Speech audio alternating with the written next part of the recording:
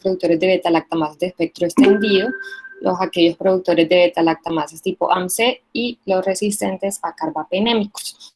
Iniciando por el grupo de las BLE, entonces tenemos que con generalidades estos microorganismos van a inactivar clásicamente la mayoría de las penicilinas, cefalosporinas de primera y segunda generación y una o más oximinocefalosporinas, las cuales corresponden a la cefotaxime, ceftriaxona o ceftazime, por ejemplo. Pueden hidrolizar monobactámicos como el Aztreonam, y clásicamente las BLE pueden ser codificadas ya sea o por genes a nivel cromosómico o de forma plasmídica. Generalmente esos microorganismos pueden ser susceptibles a carbapenémicos y asimismo a inhibidores de beta-lactamasas y no activan normalmente otros agentes no beta-lactámicos. Sin embargo, hay que tener en cuenta que en un grupo no despreciable de agentes, estos pueden tener otros tipos de genes, otro tipo de mutaciones por diferentes mecanismos que le pueden conferir resistencia, no solo a los antibióticos ya mencionados, sino a otros tipos de grupos farmacológicos. Hay que tener en cuenta también que cualquier tipo de microorganismo gram negativo es capaz de albergar algún gen de resistencia que le dé beta-lactamasas de espectro extendido. Sin embargo, estos 4 microorganismos son los que más frecuentemente se relacionan con este tipo de resistencia, que son la E. coli, la Klebsiella pneumoniae, Klebsiella oxytoca y el Proteus miralis, siendo la producción de beta-lactamasas de espectro extendido más común en Estados Unidos. Estas 3 enzimas, la CTXM, la SHB, que es la variable sulfidril, y la enzima vietnamesa. Tener en cuenta también en cuanto a la clasificación de Ambler, esta clasifica las beta-lactamasas según clases moleculares de A a D, dependiendo pues, de la secuencia de aminoácidos. Asimismo, entonces, se puede clasificar en grupos funcionales, siendo las serin beta-lactamasas en las A, C y D, y las metalo-beta-lactamasas, la clase B, siendo la más prevalente a nivel global la serin beta-lactamasa clase A tipo CTXM, que es la que vemos más frecuentemente en nuestro país. En esta imagen podemos ver la distribución de BLES y de AMCES en diferentes regiones de Colombia. Vemos que nuestro país alberga un gran número de genes de resistencia, tanto de BLE como de AMCES. Como les dije, en nuestro país no difiere el perfil epidemiológico del resto del mundo, en el que la CTXM, principalmente la variable CTXM15, es la que más se reporta prevalencia dentro de este grupo de beta-lactamasas.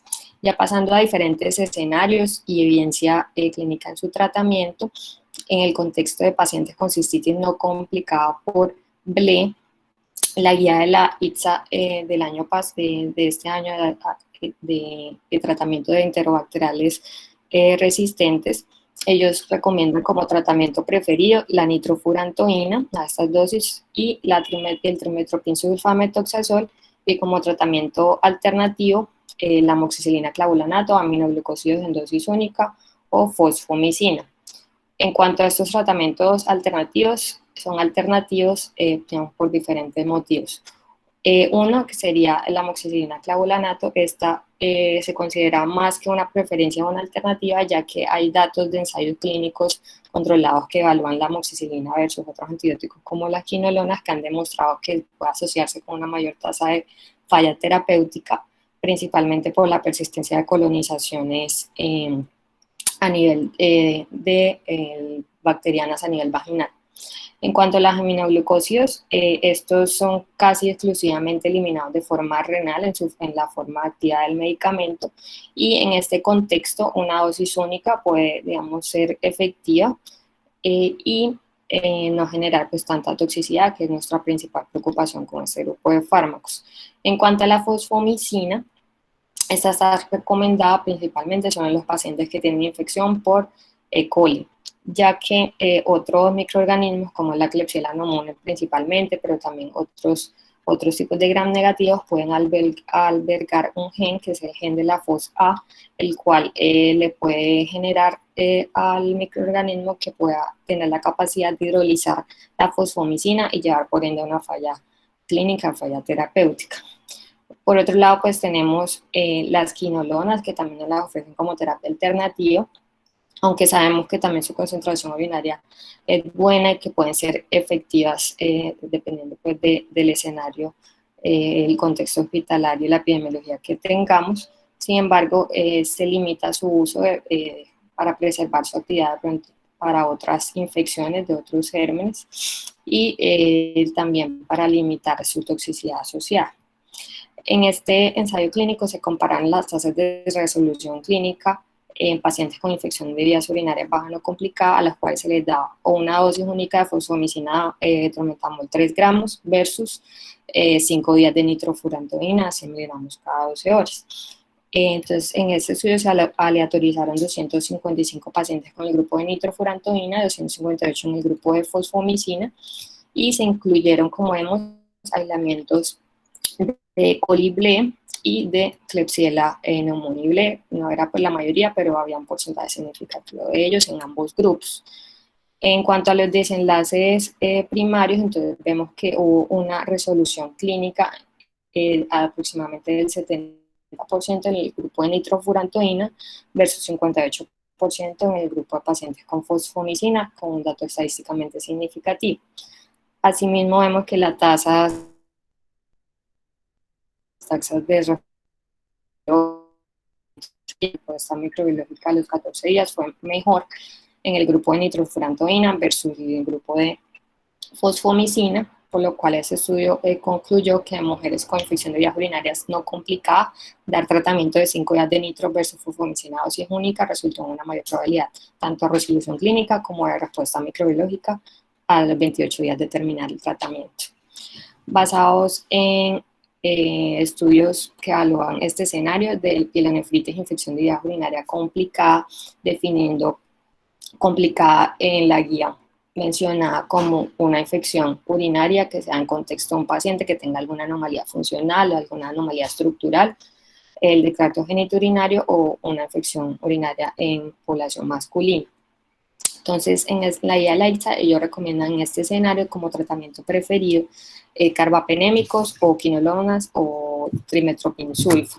Entonces, aquí hay que tener en cuenta una consideración especial, es que si bien esta guía pues recomienda dentro de los manejos de primera línea los carbapenémicos, pues deberíamos, digamos, principalmente en nuestro medio, donde pues, puede haber un uso indiscriminado de antibióticos y una poca disponibilidad de nuevos antibióticos en diferentes hospitales, limitar en lo posible el uso de estos carbapenémicos para situaciones en las cuales, digamos, situaciones futuras en las que podamos necesitarlo por gérmenes resistentes. Entonces, si el paciente tiene un contexto clínico adecuado, podría manejarse con otro tipo de medicamentos no carbapenémicos en base a susceptibilidades in vitro siempre. Asimismo, en la guía de la ICHA yo recomiendo que si se decidió dar manejo con carbapenémico inicial y el paciente tiene una evolución clínica favorable, se le podría desescalar el manejo con otros medicamentos, prefiriendo esa alternativa que completarle todo el esquema de manejo con carbapenémicos. Hay que tener en cuenta, por ejemplo, ellos no ofrecen tratamientos alternativos ni con nitrofurantoína ni con fosfomicina, ya que esos medicamentos no van a ofrecer adecuadas concentraciones en el parénquima renal y pues las queremos altas porque el paciente pues, va a tener una infección complicada o una infección por pielonefritis, entonces deberían evitarse en este escenario y no se recomiendan como terapia alternativa. En cuanto a infecciones ya por fuera del tracto urinario también generadas por BLE, la guía de la ICHA también recomienda el manejo con carbapenémicos, meropenem, imipenicilstatina o ertapenem de primera línea, esto en base al estudio Merino que ya les voy a mencionar, y también recomiendan escalonamiento oral a agentes como quinolonas o trimetoprim-sulfa, metoxazol si el contexto clínico del paciente es favorable. Entonces, ¿cuál es la evidencia de desescalar estos pacientes? Entonces, citan principalmente este estudio. Esto es un estudio de una cohorte retrospectiva que incluyó pacientes con bacteremia por enterobacteriales en el hospital de Johns Hopkins. Entonces, en esta cohorte retrospectiva, la exposición, los pacientes que estaban en el grupo de exposición eran desescalados a terapia oral aproximadamente al quinto día de inicio de la terapia antibiótica intravenosa. Esto teniendo en cuenta que la mayoría de bacteremias por gram negativos no complicadas tienen una duración aproximada de 7 días, por lo que desescalarlo al día 5 les pareció una opción razonable para estos pacientes. Estos eran los antibióticos que ellos utilizaron, entre cefalosporinas, quinolonas o trimetroquinsulfa, y encontraron que no había diferencia pues, en la mortalidad en los grupos que se le hizo terapia combinada, desescalada versus los que se continuaba la terapia intravenosa. Sin embargo, si la transición temprana puede estar asociada a una disminución de la terapia hospitalaria, podría ser una opción en diferentes pacientes. Entonces hay que tener en cuenta que no es para todo el mundo esta terapia, hay que cumplir ciertos requisitos. Primero, que el microorganismo sea susceptible a la terapia oral, obviamente que le va a dar. Segundo, que el paciente ya tenga modulados los signos de respuesta inflamatoria sistémica, que esté hemodinámicamente estable, que tenga un control apropiado de la fuente, si fue una infección por catéter que se ha retirado, si fue una infección en otro sitio, que tenga un foco drenable, potencialmente tratarlo.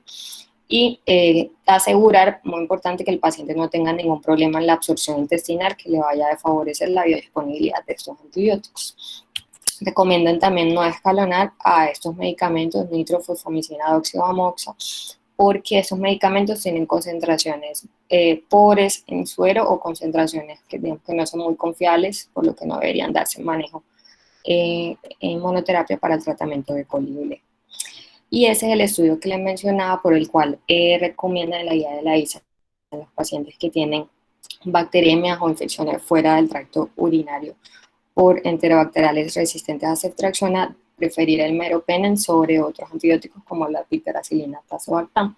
Entonces este es el estudio Merino. El estudio Merino fue un ensayo clínico que fue controlado, fue abierto, en el que se aleatorizaron pacientes entonces con bacteremia por Klebsiella pneumoniae y por E. coli, que eran resistentes a ceftriaxona pero sensibles a meropenem y sensibles a piperacilina, tazobactam. Entonces los aleatorizaban para recibir estos dos medicamentos, el grupo de meropenem o el grupo de piptazo, y evaluaron como desenlace primario la mortalidad por todas las causas a los 30 días posterior a la aleatorización. Ellos encontraron en el análisis del desenlace primario una mortalidad del 12% en el grupo de piperacilina tazobactam versus una mortalidad del 3.7% en el grupo de meropenem. Es por esto pues, que se hace esta recomendación en la guía. Además, en el análisis por subgrupos, ellos evidenciaron que este desenlace se hacía, digamos, más acentuado en los pacientes que tenían infección no asociada a la vía urinaria, aunque había mucha más mortalidad, o la diferencia en la mortalidad se veía más acentuada en las infecciones por fuera del tracto urinario versus comparando las infecciones localizadas en el tracto urinario. En cuanto a medidas de éxito, de medidas de falla a nivel microbiológico, se favoreció de igual manera el tratamiento con meropenem versus el tratamiento con piperacilina tazobactam. Entonces, este estudio concluyó que en pacientes con bacteremia por E. coli o Klebsiella resistente a ceftriaxona, el tratamiento definitivo con piptazo comparado con meropenem no resultó en no inferioridad en la mortalidad a los 30 días, y que estos hallazgos ellos concluían que no apoyaban el uso de piptazo en este escenario. Sin embargo, pues ha habido, digamos, diversas críticas en torno a este estudio, principalmente metodológicas. Esta es una postura, una editorial de diversos autores europeos, en el que señalan que de pronto es posible que no todos los pacientes que tengan infecciones o bacteriemias por enterobacteriales resistentes a ceftriaxona requieran carbapenémicos, que puede que no sea tan absoluta esta recomendación. Y ellos pues critican el estudio principalmente por estas 4 razones. Primero, que pues fue un ensayo abierto, los médicos sabían que se les estaba dando y pudo haber, digamos, un sesgo de selección de los pacientes más graves. Segundo, que el tratamiento con piperacilina tazobactam se le dio independientemente de la MIC, a todo el mundo le dieron la infusión en 30 minutos, mientras que la mayoría de recomendaciones, digamos, de farmacocinética recomiendan que para MICs mayores de 16 se requiere una infusión extendida de este medicamento, aproximadamente 3 horas. Otro factor, digamos, desventaja de este estudio fue que hubo una culminación prematura. Ellos la explican porque, pues, como encontraron una diferencia tan marcada en la mortalidad al inicio, pues no consideraron ético continuar el estudio. Sin embargo, la culminación prematura pudo haber afectado de alguna manera los resultados. Esta última consideración es que una gran proporción de esos aislamientos encontrados no susceptibles al piptazo mediante la MIC eran no susceptibles al usar otros métodos como microdilución de caldo. Esto lo explicaron por una razón, y es que normalmente cerca del 70% de los pacientes tenían presencia de oxacilinasas de espectro estrecho, la OXA1, y cuando estas cepas presentan esto puede comprometer la inhibición de lactamasa del piptazo o del amoxicilina clavulanato, y puede que haya, digamos, una MIC que dé para sensibilidad y lo reporten sensible. Sin embargo, en realidad pues no es sensible por la presencia de esta enzima. Entonces ellos hacen algunas consideraciones en esta editorial para el uso de medicamentos diferentes a carbapenémicos para enterovalerales resistentes a ceftriaxona, y refieren que para usar estos medicamentos deberían cumplirse estas 4 condiciones. Uno, que pues el aislamiento sea susceptible al medicamento que le voy a dar, que por ejemplo si el paciente claramente pues debe tener ausencia de choque séptico o neutropenia severa, ya que en estos escenarios podría preferirse el uso de meropenem debido pues a la ausencia de otra evidencia de mayor calidad. Si el paciente tiene un bajo riesgo de la fuente de la infección, es decir, si tiene una infección urinaria y está obstruida, que esa obstrucción ya se liberó; si tiene una infección intraabdominal que tenía un foco que se podría tratar quirúrgicamente, se trató; si tiene una infección por catéter, el catéter se retiró, o sea, que se asegure todos los factores que pudieran asociarse con una falla terapéutica si le doy un tratamiento de menor espectro. Y claramente pues debo asegurarme que tenga una dosis apropiada de los medicamentos. Si le voy a dar piperacilina tazobactam y tengo una MIC elevada, pues le doy una infusión extendida para pues mejorar la tasa de éxito. Esa era la parte de los enterobacteriales Belén. Entonces vamos a pasar rápidamente a las beta-lactamasas AMC. Entonces, estas enzimas van a inactivar la mayoría de las penicilinas, las cefalosporinas de primera y segunda, y van a ser resistentes a las cefamicinas, a diferencia pues del otro grupo que acabamos de ver. También pueden ser codificadas como genes cromosómicos, que son los que más se van a relacionar con factores de hiperproducción que pueden llevar a, digamos, a resistencia de cefalosporinas de tercera o cuarta generación, o pueden ser codificadas de forma plasmídica. Entonces, generalmente estos microorganismos pueden ser susceptibles a carbapenémicos, a motobactámicos, a inhibidores de beta-lactamasa y a cefalosporinas de tercera y cuarta. Y dentro del grupo pues conocemos solo las siglas, pues, dentro de las múltiples siglas está la SPACE, que corresponde a Serratia, Pseudomonas, Providencia, Cinetobacter, Citrobacter, Enterobacter y Morganella, pues, entre otros microorganismos. Tener en cuenta que dentro de la clasificación de Ambler, los AMC están dentro del grupo de las serin beta-lactamasas, dentro del grupo de la clase C, siendo pues la principal representación de este grupo. En cuanto al tratamiento, en este estudio se analizaron, en esta revisión sistemática se analizaron diferentes estudios observacionales que evaluaron tratamiento con cefepime, la gran mayoría, o con piptazo versus carbapenémicos para el manejo de enterobacterias con expresión de AMC. En esto se encontró que la mayoría de dichos estudios observacionales indicaban que ambos agentes, tanto el cefepime como el piptazo, podrían ser aceptables las infecciones por AMC. Sin embargo, la gran mayoría de los datos están en cefepime, igual está la preocupación de la piperacilina tazobactam de poder, digamos, inducir la represión de esta beta-lactamasa. Entonces, principalmente, pues se preferiría el cefepime en este contexto. Sin embargo, pues hay que tener en cuenta también, por otro lado, si el paciente se encuentra críticamente enfermo, que tiene un foco bastante complejo de infección, que se está en choque, mientras obtenemos ensayos clínicos o evidencia de mejor calidad, podríamos considerar el uso de carbapenémicos en las infecciones por AMC como una opción pues bastante razonable para el manejo. Entonces, a la fecha estamos pendientes de este estudio, que es la secuela del MERIN, que es el MERINO 2, en la cual se va a comparar el meropenem versus el piptazo para el tratamiento de bacteremias causadas por Enterobacter, Citrobacter, Morganella, Providencia y Serratia, que pues se espera que salgan los resultados próximamente. Pasando al grupo de los enterobacterales resistentes a los carbapenémicos, entonces tenemos que eso es un problema muy importante de salud pública que ha aumentado en las últimas décadas, es muy importante principalmente en nuestro país, ya que estas bacterias tienen una alta capacidad de propagación, es endémica, por ejemplo, la CAPESA aquí en Colombia, la principal transmisión de plasmica, entonces tiene una alta tasa de prevalencia. Y asimismo es una causa frecuente de infecciones nosocomiales y aumenta la tasa de mortalidad de manera importante hasta el 50% de los pacientes que tienen esta infección. En cuanto a los mecanismos de resistencia a los carbapenémicos, son dos principales. Entonces tenemos dos escenarios. Uno es que el paciente exprese una carbapenemasa y el otro es que el paciente exprese una cefalosporinasa o una secromopsomaloplasmídica, pero que además esté combinado con otros mecanismos de resistencia, como por ejemplo alteraciones en la permeabilidad de la membrana, porinas u otro tipo de mecanismos. En cuanto a la clasificación de Ambler de las carbapenemasas, entonces tenemos que dentro de la clase A, la KPC pues sería la gran principal.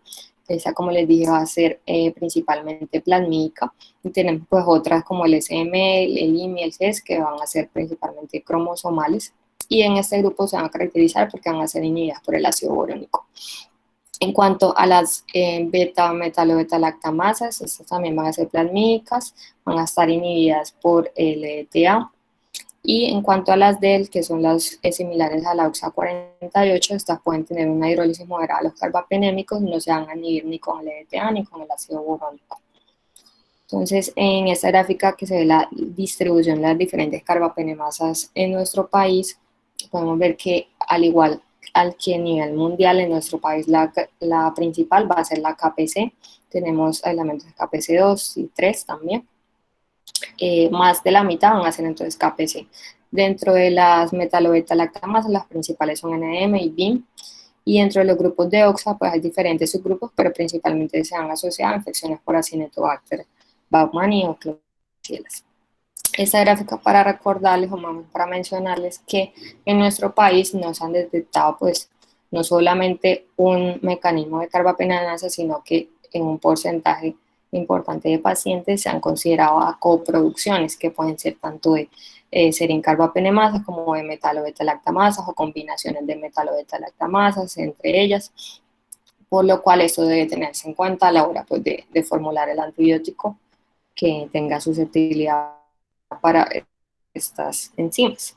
Entonces, ¿por qué es útil detectar las enzimas siempre que podamos? Por varias razones. Una, por implicaciones de farmacodinámica, por ejemplo, la KPC tiene una mucha mayor capacidad hidrolítica contra las cefalosporinas y contra los carbapenémicos versus OXA, que como le dije, tiene su capacidad hidrolítica es menor. La inmortalidad también va a ser diferente. Las KPC van a tener mucha mayor mortalidad que, por ejemplo, las metalo.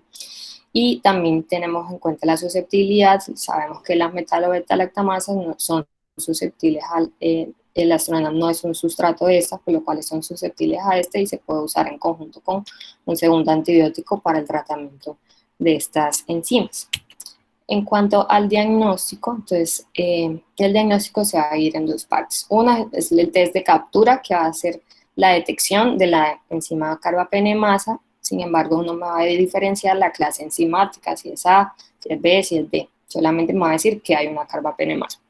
Entonces, la mayoría que encontramos en nuestros hospitales, por ejemplo, en el hospital que ahora estoy, usamos mucho pues, el carba-NP, pero también está escrito el MIC modificado. Entonces, pues les voy a explicar rápidamente cuáles son. Entonces, el carba-NP es un ensayo bioquímico que va a estar basado en la hidrólisis del imipenem. Cuando el imipenem se hidroliza por la carbapenemasa va a generar un derivado carboxílico y esto va a disminuir el pH. Y esa disminución del pH va a hacer que este indicador fenol cambie el color de rojo a amarillo y pues eso nos va a indicar que tiene una carbapenemasa. Se pueden detectar las colonias de las tres clases.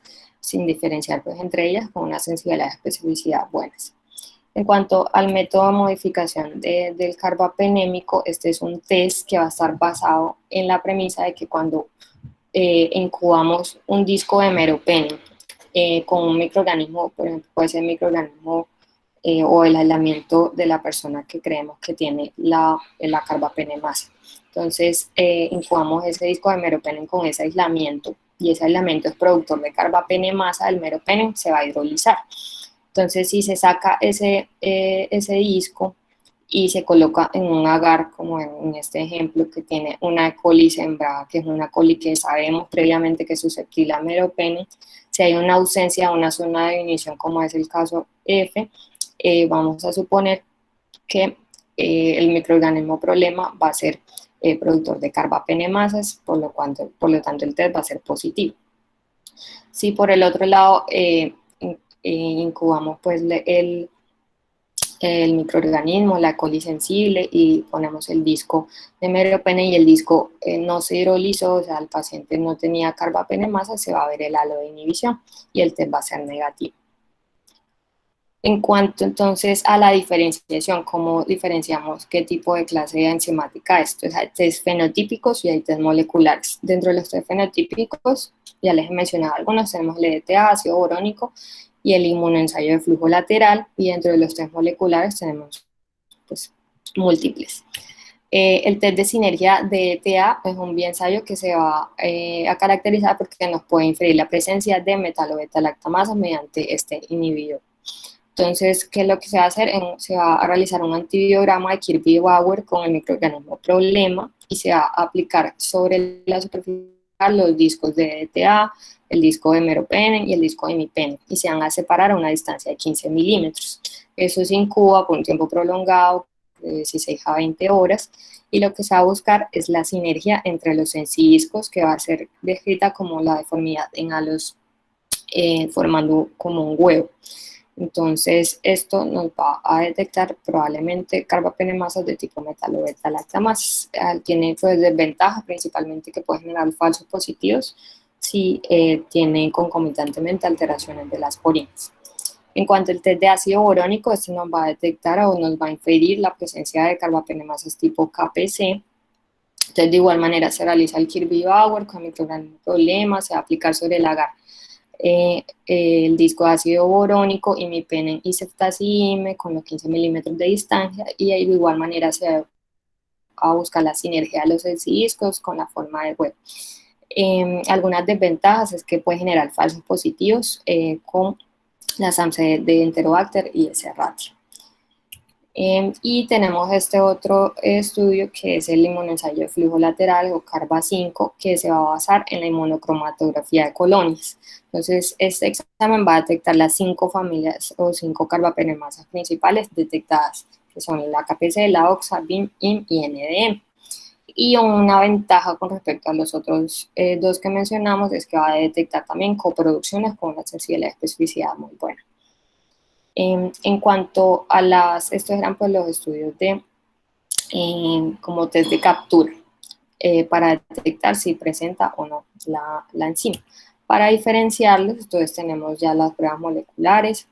Dentro de las plataformas moleculares hay algunas que se van a dar a partir de colonias bacterianas, o sea, parto de algún crecimiento de algún germen, que son estas dos principales, el ExpertCarba y el BDMAX Check Direct. Estos son estudios de PCR que van a detectar de manera distintiva cada una de las enzimas y pueden detectar también coproducciones muy sensibles y específicos. Y también hay otros tipos de plataformas moleculares como las que les menciono que no van a partir de colonias, sino que las podemos realizar a partir de muestras directas, principalmente de hemocultivos, también con múltiples detecciones de genes de resistencia, no solo enterobacteriales, sino también de otro tipo de microorganismos. En cuanto al tratamiento, entonces, no sé si han oído que en las últimas décadas se han desarrollado diferentes antibióticos para esta emergencia de infecciones. Dentro de ellas tenemos los inhibidores de beta-lactamasas no beta-lactámicos. Estos inhibidores no tienen por sí solos actividad antimicrobiana, dosis clínicamente importante, pero cuando se combinan con beta-lactámicos Estos los protege de degradación de las beta-lactamasas y puede extender el espectro antimicrobiano, por ejemplo, del avibactam. Entonces, dentro de esos inhibidores de beta-lactamasas tenemos los del grupo de diazabiciclooctanos, en los cuales encontramos el avibactam, que va a estar unido al ceftazidime, y el relebactam, al imipenem, perdón. Y dentro de los derivados de ácido borónico tenemos el baurbactam, que va a estar unido principalmente al meropenem, que son los principales que están aprobados y que han tenido algo de evidencia. En nuestro país pues solamente contamos por el momento con el ceftazidime y avibactam. Hay otro medicamento que también desarrollaron recientemente, que es el cefidrocol. El cefidrocol es un antibiótico pues especial, ya que va a estar combinado un grupo catecol que va acá unido a una molécula de cefalosporina. Esta unión va a hacer que el antibiótico se pueda unir a moléculas de hierro y pueda entrar a la membrana externa de gram negativos a través de pues, su sistema de transporte activo que ellos tienen, y va a ser activo contra no solamente las clase A, la clase B va a ser activo prácticamente contra casi todas las carbapenemasas, por lo que tienen pues un espectro bastante amplio de manejo. Este pues tampoco lo tenemos todavía disponible en nuestro medio. Ya pasando pues a la evidencia de diferentes escenarios en las infecciones parenterales resistentes a carbapenémicos, entonces tenemos que en la cistitis no complicada, en la guía norteamericana ellos recomiendan como tratamiento preferido el manejo con quinolonas, trimetoprim y furantoína o dosis única de aminoglucosia, y solamente así en casos especiales que tengan, digamos, factores de riesgo, dependiendo del contexto clínico, meropenem en infusión, si es el paciente es sensible a meropenem y no tiene test de carbapenemasa disponible o tiene test pero es negativo. Como tratamiento alternativo, pues recomiendan estos antimicrobianos. Sin embargo, deberían, pues, por temas de resistencia evitarse, por temas de ahorro de antibióticos, de futuras infecciones, pues no se recomienda en nuestro medio pues utilizar esta recomendación. De pronto la colistina, digamos, la tenemos más disponible, sin embargo también debe pensarse bastante su uso, por su toxicidad, principalmente en la nefrotoxicidad, que puede llevar también a aumento en la mortalidad por efectos adversos. No existen ensayos clínicos que evalúen la mayoría de estos medicamentos que le había mencionado en este contexto.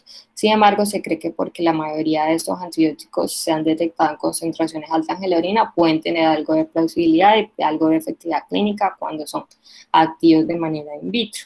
Sin embargo, hasta ahora pues hay datos insuficientes para preferir uno u otro tratamiento alternativo específico. En cuanto a la pielonefritis o la infección urinaria complicada, entonces tenemos como tratamiento preferido que nos recomienda la guía de la ITSA el manejo con ceftazidime avibactam o manejo con infusión de dosis estándar de meropenem si el paciente es resistente a ertapenem pero es sensible a meropenem y contamos con un test de carbapenemasas pero es negativo o no contamos con ese test. Y como tratamiento alternativo ellos proponen aminoglucósidos una vez al día. La fosfomicina oral no tiene pues, evidencia en este escenario, no alcanza buenas concentraciones de parénquima renal y debería evitarse en contexto de pielonefritis, como ya habíamos mencionado.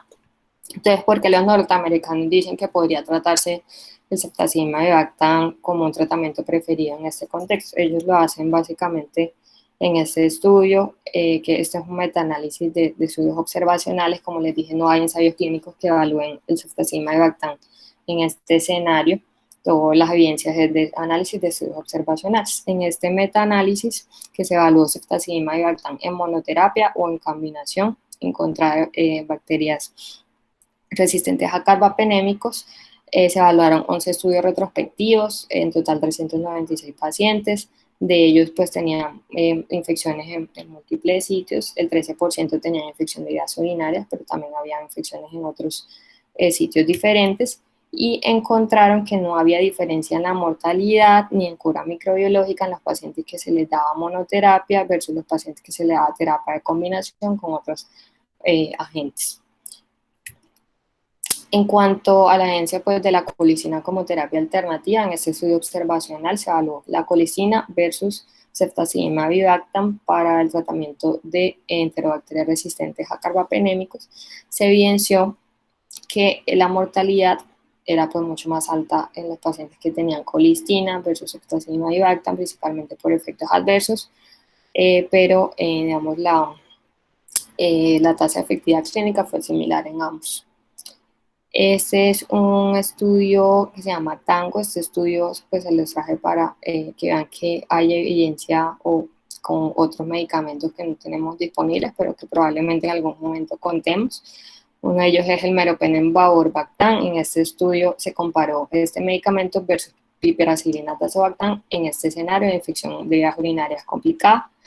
Y para resaltar, en este ensayo clínico sí hubo algunos, pues muy poquitos, pero sí hubo aislamientos de gérmenes de, por ejemplo, Klebsiella pneumoniae con resistencia a carbapenémico y cosas pues, con lo que no contamos con el ceftazidime hasta el momento. Entre los pacientes con infección de vías urinarias entonces complicada, con pielonefritis, en que se compararon estos dos agentes, en términos de éxito clínico, de éxito microbiológico, los análisis favorecieron el meropenem vaborbactam sobre la piperacillina tazobactam, por lo que podría demostrar no inferioridad en cuanto a estos desenlaces en este escenario. Pasando a la infección por fuera del tracto urinario, por este tipo de enterobacterias resistentes a carbapenémicos, teniendo en cuenta este grupo, que sean sensibles al meropenem, pero que sean resistentes al ertapenem, y que tengamos pruebas de carbapenemasas negativas o que no las tengamos disponibles. Ellos recomiendan a la edad norteamericana hacer tratamiento de preferencia con meropenem en infusión extendida y alternativamente el ceftazidime avibactam. Dentro pues, de los estudios de farmacocinética de los carbapenémicos, vemos en esta gráfica es una simulación de Monte Carlo de la probabilidad de alcanzar el parámetro fármaco PKPD apropiado para el paciente, que sería en este caso el tiempo sobre la MIC más del 50%. Esto se comparó para diferentes dosis de meropenem y infusiones. Se comparó para 1 gramo en la administración de tiempo estándar cada 8 horas, 1 gramo en dosis prolongada y 2 gramos dosis prolongada, que serían infusiones de 3 horas.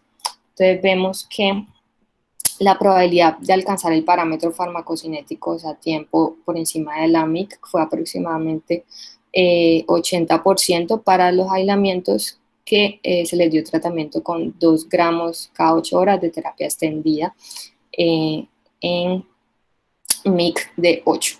Sin embargo, hay que tener pues en cuenta que en cuanto a tasas de curación clínica, cuando se revisan estudios observacionales, pueden ser cercanas a aproximadamente al 70% con una MIC menor o igual a 4, pueden ser tan como el 30% cuando la MIC supera el 8, pues a veces de estas que vemos. En este estudio se comparó los desenlaces de pacientes que tenían resistencia a carbapenémicos mediados o no por carbapenemasas, y ellos encontraron que los factores que aumentaban la mortalidad en esos pacientes era la presencia de la carbapenemasa, el score de PIT mayor o igual a 4, porque es un score como de severidad de la bacteremia, la presencia de diabetes, el tratamiento con polimixina, muy importante, la presencia de una concentración mínima inhibitoria del meropenem mayor o igual a 16, por lo cual se recomienda en esta guía el manejo con meropenem en monoterapia en infecciones por fuera del tracto urinario que permanezcan susceptibles con una MIC menor o igual a 8, y se debería evitar el meropenem si tiene una MIC mayor o igual a 16 por las razones ya mencionadas, o si cuenta con un test de carbapenemasa positivo, pues no debería ser la primera opción si tengo otras disponibles. En cuanto a las infecciones por fuera del tracto urinario, que son resistentes tanto a ertapenem como a meropenem, y el test de carbapenemasa es negativo o no disponible, el tratamiento de preferencia puede ser el ceftazidime avibactam, y como alternativa al cefidrocolo en nuestro medio combinaciones de polimixina con otros tipos de antibióticos como aminoglucosis, oxiglicina o carbapenémicos. Esta guía hace esa recomendación basada principalmente en este artículo. Este artículo es una cohorte retrospectiva en pacientes con bacteremia por Klebsiella pneumoniae resistencia a carbapenémicos, en el cual se comparaba el ceftazidima avibactam versus otros agentes que eran carbapenémicos con aminoglucósidos, carbapenémicos con colistina u otro tipo de combinaciones. Entonces, en este estudio, pues vemos que casi el 100% de todos los grupos tenía presencia de KPC y se incluyeron bacterias secundarias por múltiples focos. Entonces vemos que ellos midieron el éxito clínico en esta cohorte. Ellos definieron éxito clínico como a los 30 días de supervivencia, resolución de signos y síntomas, esterilización de hemocultivos a los 7 días y ausencia de infecciones recurrentes. Entonces, esta es la barra que corresponde a los pacientes tratados solo con ceftazidima y avibactam. Dicen que tuvieron un éxito clínico alrededor del 85% y que este fue pues mucho mejor versus las combinaciones de carbapenémicos aminoglucósidos, carbapenémicos colisina versus otros tipos de combinaciones. Sin embargo, pues tenemos también este otro estudio que les trajimos con el doctor Cortés. Este es un estudio europeo que analizó una cohorte retrospectiva de pacientes en las que tenían bacteremias con heterobacterias productoras de carbapenemasas. Entonces se analizó pacientes que recibieron terapia apropiada versus terapia inapropiada, diciendo pues que la terapia apropiada era aquella que demostraba susceptibilidad in vitro y que se inició dentro de los primeros 5 días. Entonces, en la cohorte que era tratamiento apropiado, ellos desarrollaron un puntaje mediante un modelo de regresión logística, que le permitió establecer mortalidad en los pacientes que tenían monoterapia versus terapia combinada. Entonces, ese puntaje de increment, que es el nombre del estudio, evaluó en base a ese modelo de regresión logística que los principales factores asociados a mortalidad eran estos. Si el paciente tenía choque o sepsis severa, se le daba 5 puntos, el puntaje de PIN mayor o igual a 6,4 puntos, el índice de comorbilidad de Charlson mayor a 2,3 puntos, si el origen de bacteremia era fuera del tracto urinario o el tracto viral 3 puntos, y la terapia antimicrobiana inapropiada le daba 2 puntos. Cuando se hizo, digamos, el rendimiento diagnóstico de este score, se detectó un AUC de aproximadamente 0,8, tanto en la cohorte de derivación como en la cohorte de validación. Y vemos que hubo una mucha mayor mortalidad si comparamos. Esto es el grupo de pacientes con monoterapia y este es el grupo de terapia de combinación, cualquier tipo de combinación, y esta es la columna que evalúa baja mortalidad, es decir, un puntaje entre 0 y 7, y esta es la columna de alta mortalidad, es un puntaje entre 8 y 15. Vemos que en la columna de baja mortalidad no es muy diferente pues la terapia de monoterapia versus la terapia de combinación, 20 y 24%, sin embargo, cuando ya el score estaba mayor o igual a 8, ya la diferencia se ampliaba bastante. En monoterapia la mortalidad era 62%, y en la terapia de combinación del 48%, pues bajaba mucho en la terapia de combinación. Es por esto que también se ha recomendado que en pacientes con bacteremia por enterobacterias resistentes a carbapenémicos se considere el tratamiento con terapia combinada si el increment score es mayor o igual a 8. Y también se debería considerar monoterapia en infecciones de vías urinarias o vía biliar, ya que estos contextos, estos escenarios se han relacionado con menor mortalidad versus las infecciones localizadas en otros órganos. Este es un estudio de susceptibilidad in vitro del ceftazidima avibactam en diferentes países latinoamericanos, incluyendo el nuestro, en el cual se ve que el ceftazidima avibactam tiene una sensibilidad in vitro, a pesar de que es un medicamento pues relativamente nuevo, que no es del 100% en la mayoría pues, de aislamientos. En las cepas de E. coli que tienen resistencia a carbapenémicos, la sensibilidad in vitro es del 72%, en las de Klebsiella sensibilidad del 68% y Serratia del 81%. Entonces, vemos que puede haber algunas cepas que tengan resistencia a este medicamento, que pues entre más lo usemos, más vamos a inducir dicha resistencia. Entonces, en resumen de esta primera parte, entonces, ¿cuándo deberíamos dar monoterapia? Infecciones de bajo riesgo, es decir, infecciones de tracto urinario que no tengan un curso clínico favorable, infecciones de vías biliares con focos ya drenados o derivados, y bacteremias con puntajes de increment menor o igual a 8. ¿Y en qué pacientes deberíamos usar terapia combinada con ceftazidima y Bactam con otros agentes o combinaciones de otros agentes? Entonces, si tienen choque séptico, si tienen infecciones severas por fuera del tracto urinario y por el estudio que mencionamos, bacteremia con puntaje de increment mayor a 8. Bueno, esto me lo voy a hablar por términos de tiempo. Les quería mostrar esta tabla. Entonces, esta tabla nos define qué antibióticos deberían preferirse en este escenario de enterobacterias resistentes a carbapenémicos en el cual hemos detectado una carbapenemasa. Entonces, si detectamos una KPC o no se conoce la enzima, teniendo en cuenta, como les dije, que la gran mayoría van a ser KPC, pues vamos a asumir que el paciente tiene KPC.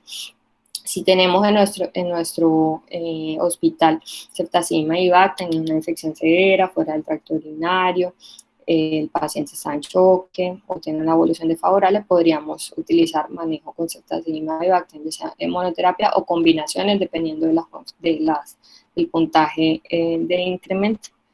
Entonces, este podría ser un tratamiento de elección, pero si no tenemos pues este medicamento, podemos hacer combinaciones con polimixina, con aminoglucósidos, digeciclina, carbapenémicos, quinolonas y fosfomicina en el escenario de infección por vía urinaria. En cuanto a las metalobeta-lactamasas, se podría dar ceftazidima y Bactam junto con el Astronam, o si no contamos con el ceftazidima y Bactam, dar el Astronam con otro agente antimicrobiano de acuerdo a la susceptibilidad in vitro. Y si el paciente tiene ya una OXA, se podría dar ceftazidima en monoterapia o combinación dependiendo del contexto, o combinaciones de polimixinas con otros antimicrobianos.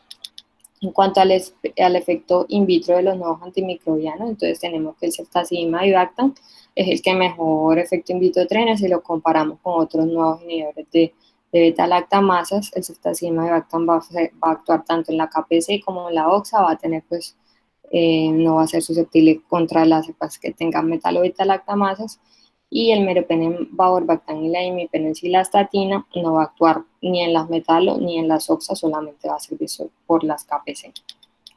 En cuanto a otros agentes antimicrobianos, la digeciclina, hay que tener en cuenta resistencias intrínsecas a algunos antimicrobianos a la hora de prescribirla, tener en cuenta que su actividad es independiente de que el paciente tenga carbapenemasas o no, o el tipo de carbapenemasas que tenga, y su mayor evidencia está en infecciones intraabdominales, ya que cuando se administran de forma intravenosa alcanzan una distribución rápida luego la administración y tiene una pobre concentración sérica y una pobre concentración urinaria. En este estudio, metaanálisis y revisión sistemática en el que se trató infecciones por enterobacterias resistentes a carbapenémicos con digeciclina, se comparó la digeciclina en monoterapia o en combinación versus otros agentes en combinación, que eran básicamente colistina, aminoglucósidos, carbapenémicos o fosfomicina. Entonces, se evaluaron 21 ensayos, estudios controlados, en el que se evaluó que pues, no había diferencia en la mortalidad cuando se evaluaban los grupos de ciclina versus otras terapias antimicrobianas. Sin embargo, cuando se hizo un estudio, cuando se hizo un análisis de subgrupos, se encontró que los pacientes que se les trataba con terapia de combinación sí les iba un poco mejor que los pacientes tratados en monoterapia con digeciclina. En cuanto a los aminoglucósidos, entonces estos también pueden ser usados dependiendo del contexto, en monoterapia, en combinación, tener en cuenta sus tasas de efectos adversos. Este es un estudio comparativo de la efectividad de aminoglucósidos versus polimixina versus tegiciclina. Vemos que en el contexto clínico de infección urinaria, que en este caso fue Klebsiella pneumoniae, los aminoglucósidos se relacionaron con una alta tasa de éxito comparada con los otros medicamentos ya mencionados. En cuanto a la fosfomicina, no hay muchos estudios que tengan una muestra suficiente para poder establecer desenlaces. No es nuestra primera opción nunca para tratamiento de infecciones graves. Si tenemos otros medicamentos, hay que tener en cuenta que tiene una alta carga de sodio, que es lo que más genera toxicidad, y que siempre si la vamos a usar, ajustar la función renal. En cuanto a las polimixinas, también tener en cuenta algunas cepas que son resistentes intrínsecamente a estas. Hasta ahora no hay ensayos clínicos que evalúen la polimixina en monoterapia versus terapia combinada para este contexto. Tener en cuenta pues el alto riesgo de nefrotoxicidad y siempre pues usar en terapia de combinación cuando lo vamos a usar. Este es un estudio doble ciego multicéntrico en el que se comparó imipenem relebactam versus la colistina junto con imipenem en pacientes con no susceptibilidad a imipenem, en el cual vieron que el tratamiento con colistina con imipenem se relacionaba con mayor mortalidad, principalmente por la nefrotoxicidad. Y por último, una consideración final acerca de la terapia doble carbapenémico.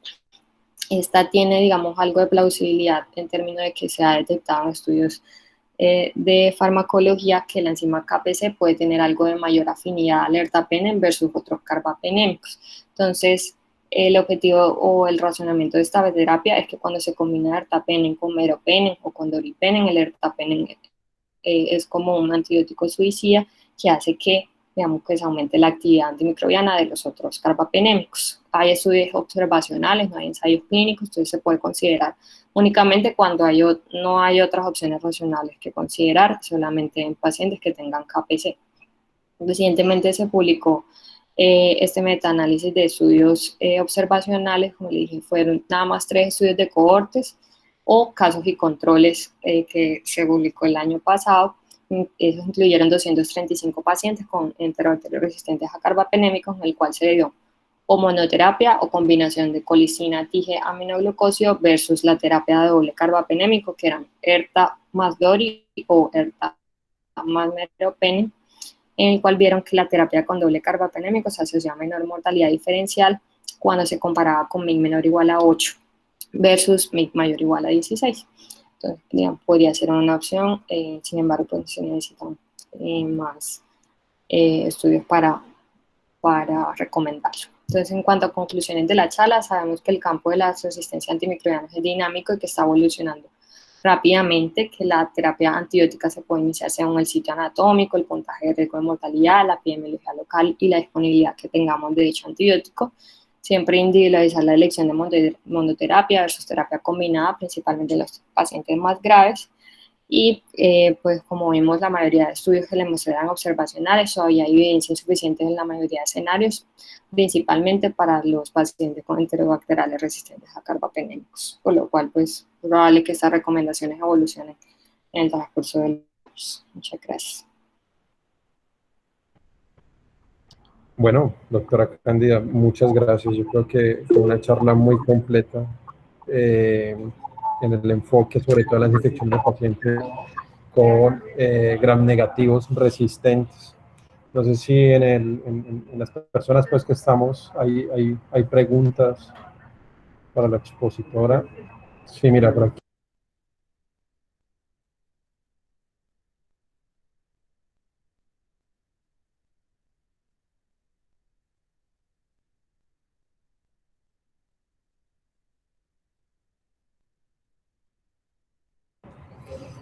Bueno, doctor Jaime, muchas gracias por el aporte y bueno, vamos a estar pendientes pues del curso online que nos afirma. No sé si alguien tenga alguna pregunta, dudas, inquietudes acerca de la charla para la doctora Cándida. Hola Martín, yo creo que en base a lo que dijo el doctor Jaime del biopelícula, pues eso se llama, es un apartado especial, porque pues el metabolismo bacteriano tiene diferentes etapas de acuerdo a la capa del biofil, y si detectas genes de resistencia, pues es difícil saber cuáles de esos genes son los que están expresados. Entonces sí, yo creo que eso merece un capítulo de gran análisis aparte, porque muchos de esos antibióticos que mencionó la doctora no son muy útiles en ese contexto. Bueno, hay algo más, ese tema lo tratamos hace un mes y medio con la Universidad de ICESI, sobre todo infecciones asociadas a dispositivos de alto valor. Y la producción del biofil cambia un poco y tienes toda la razón, doctor Javier Saldaña, que amigo mío, internista de la Libre, y que hace rato no nos vemos. ¿Alguien más tiene alguna pregunta o algún aporte? De pronto para complementar un poquito, hay unos estudios muy interesantes in vitro en combinaciones con vancomicina y estronam. Pues estronam creo que lo mencionó en alguna partecita en cuanto al uso de metalobetalactamasas. Está muy en boga en este momento el uso, bueno, no está mal dicho empírico, pero sí como el inicio de tratamiento con ceftazidima de bacterias estronam en casos de demostración de metalobetalactamasa. Esa es una opción.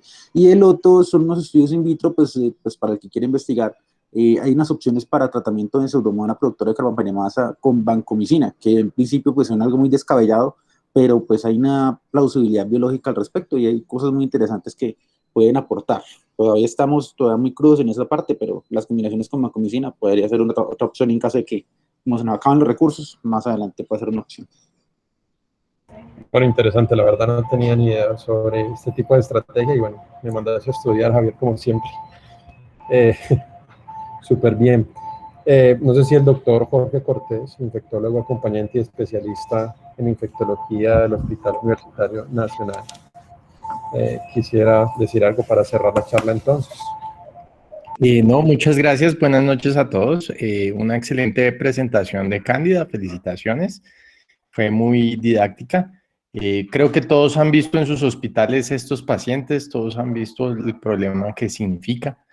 Hemos visto que el uso de ceftazimab y Bactrim es una opción interesante, pero como todas estas opciones hay que cuidarlas. Y con Cándida habíamos hablado de la importancia de que usualmente el problema de resistencia está en dos puntos. Uno, el hospedero, es decir, los pacientes con estos problemas de resistencia llevan mucho tiempo en el hospital, reingresan con frecuencia, son los pacientes que ustedes ven en trasplante, en infección intraabdominal, las infecciones urinarias que vuelven y vuelven y vuelven y vuelven y vuelven, y son pacientes muy complejos desde esa perspectiva porque usualmente la resistencia es la manifestación de un problema que el paciente tiene base inmunológico o de reingreso hospitalario por sus factores de base.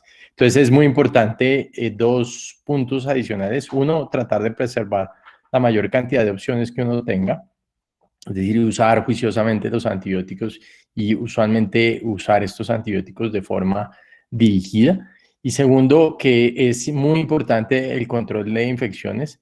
En los hospitales se han empezado a desarrollar estrategias para la identificación temprana de estos pacientes, porque si un paciente ha estado en la UCI, si un paciente viene de hemato-onco, si un paciente viene de trasplante y reingresa y uno se sienta juiciosamente a revisar la historia clínica, pues se da cuenta que tiene una gran cantidad de riesgo de cargar este tipo de microorganismos. Pues cuando el paciente entra en neutropenia febril o cuando el paciente entra en alguna complicación, pues obviamente esta va a ser la posibilidad de que tengamos. Y lo importante en ese escenario de nuevo es evitar que esto pase a los otros pacientes que están en el hospital, que obviamente complica mucho más la situación o más fácilmente hace problemas. De nuevo, entonces el mensaje es usar juiciosamente los antimicrobianos. Muy interesante lo que menciona el doctor Saldaña. Vale la pena mencionar que in vitro la vancomicina tradicionalmente se había identificado como sensible a algunas bacterias, algunas enterobacterias. Eso era pregunta de examen de infectología hace unos años. ¿Cuál es la bacteria que es sensible a la vancomicina? Pero los estudios in vivo muestran que no, que eso no ha servido. Sé que suena interesante, pero pues habrá que ver. En realidad, pues la campaña de creación de antibióticos de ITSA y de la Sociedad Europea, pues ha llevado afortunadamente a que tengamos estas opciones que ustedes vieron mencionado, el meropenem, Bactam, las combinaciones nuevas con imipenem, pero probablemente la estrella es esta combinación entre una cefalosporina pegado a otro grupo que hace que realmente el espectro sea mucho más amplio y probablemente va a ser la estrella de los antibióticos que vienen en los próximos años.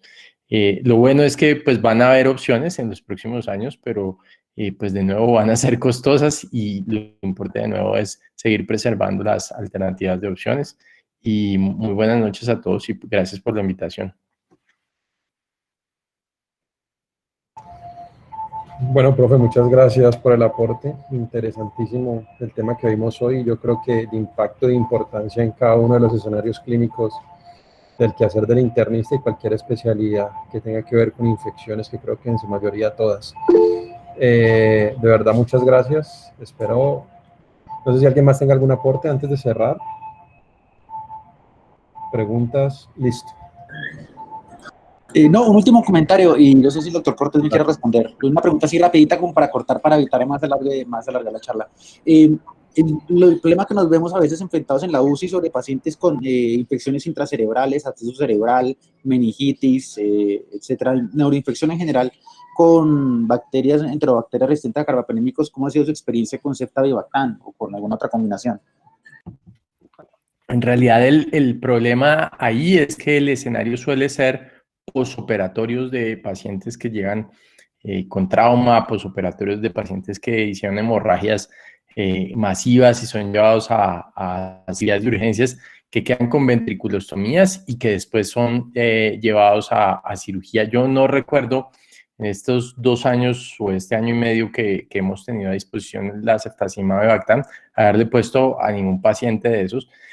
No hay información, por supuesto, porque usualmente no existe información que le diga a uno si se puede poner, porque de nuevo muchos de estos pacientes el problema es colocar el medicamento intraventricularmente y las opciones siguen siendo limitadas, pero el problema es que muchos antibióticos tienen un efecto tóxico a nivel de exposición directa sobre el tejido neuronal. Entonces, la gentamicina, la amicacina, que se pueden colocar directamente a ese nivel, pues pueden ser tóxicas. El paciente puede empezar a convulsionar cuando uno le coloca el medicamento.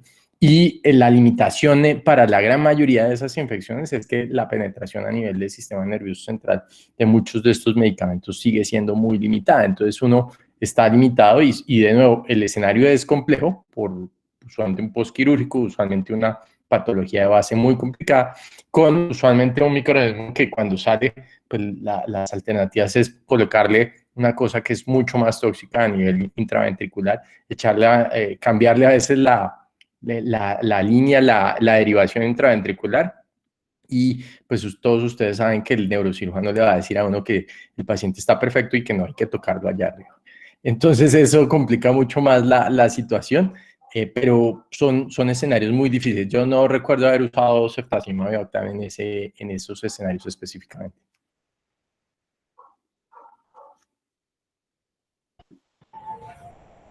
Bueno,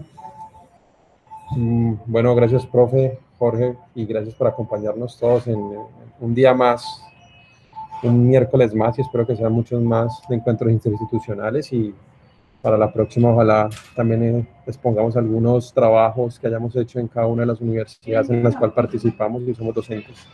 Un abrazo para todos, que tengan buena noche, y bueno, de nuevo muchas gracias a la Nacional, muchas gracias a la doctora Cándida por su gran charla, y muchas gracias al profe Jorge Alberto por acompañarnos como experto en esta sesión. Muchas gracias a todos.